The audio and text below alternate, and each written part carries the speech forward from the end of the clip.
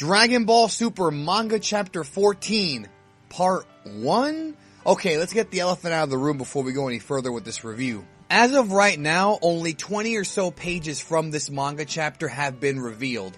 I've been in contact with a few different people such as Devil's Corpse and a few others, and as it stands right now, we are unsure if this manga chapter is supposed to be this short or if we're missing some pages. So I just want to let you guys know that if I get any more pages from this manga chapter, I will do another video addressing it and reviewing it. So, Dragon Ball Super, Chapter 14 of the manga, skips the entire Potafu arc, which I guess was anime only, and begins the Future Trunks arc from Toyotaro's perspective.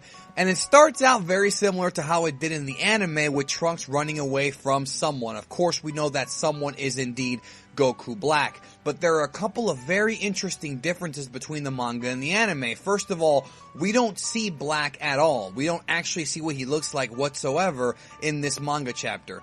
And I respect the fact that Toyotaro wants to keep the appearance of Goku Black a secret, but this arc already began 5 weeks ago in the anime, so there's not much to keep a secret anymore. Also, the emotional scene of Bulma being killed by Black is completely omitted in this version. Bulma is indeed dead, but we don't actually see her die. We just find out that she was in the process of charging the time machine. And just like in the anime, the time machine is charged for a one-way trip only. Toyotaro, of course, shows the relationship between future Mai and future Trunks in this post-apocalyptic world, and I really do like these scenes that were in this version. I thought they actually added more layers to their relationship, kind of like the flashbacks that we saw in Dragon Ball Super recently. When we cut back to the present, we see that there's some kind of party going on, and yes, folks, Jocko and Tights are there in this version. Very different than in the anime, plus Goku and Vegeta are sparring. There is a couple of extra scenes here featuring Jocko explaining that time traveling is very dangerous because if you travel through time, you create a parallel timeline. I have videos about this, which I'll link down below for you guys to watch, both about time travel and about time manipulation. I have 2 videos on that I will link to you guys down below if you haven't already seen them.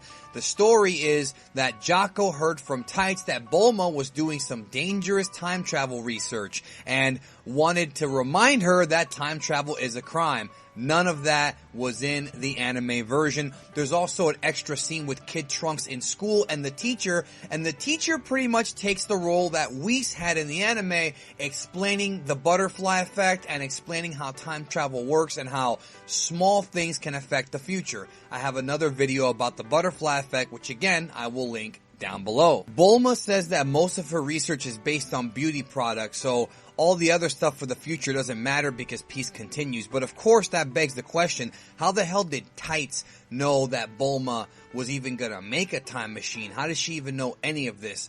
Were they talking the entire time throughout Dragon Ball Z and we didn't know? Anything with Tights is weird, but that's pretty much all we've got for you. If more pages come out, I will do a follow-up video to this, going through those pages and kind of giving my overall thoughts.